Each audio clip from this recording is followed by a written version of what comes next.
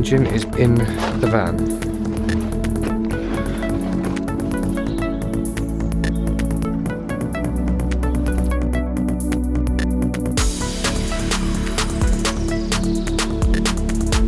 Standard pickup, tilted, longer pickup. So here at last it's arrived, the Manifold cast manifold. Been waiting for this for a couple of weeks. Of course I've got the AT hybrid, it's got the 47mm inlet, all ported out, and this is the manifold. Now it does need work, you don't just want to bolt this straight on, and I'll show you why. Let's just get it out of its wrapper. So here's the manifold out of the box.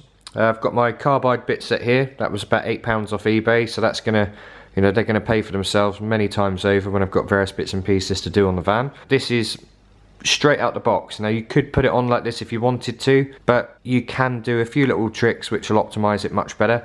The inlet port's about 34mm. Now what I really want to do is take them out to about 36. This one here, this smallest one up in the top right hand side, now the actual space, when you actually measure it out, by taking this down further, you're going to allow all the gases to flow around here much better. Now the inlet port on the turbo is 47mm, so it's a decent size.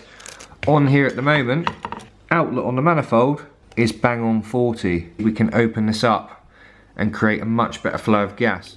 So as you know, the bottom end went on the van. There were bits of metal everywhere, so I wanted to get the head checked out and get it stripped. There was a bit of play in the valves as well, so I've decided that I'm going to have the whole head rebuilt. So that's all being done at the moment. I've kept the small port head for a reason. It's a heavy van, so lots of low end power on the turbo would be really good. If you get the large port head, it's usually more for 450 brake or above really, because otherwise you've got a big plenum and you know, runners and everything else to fill.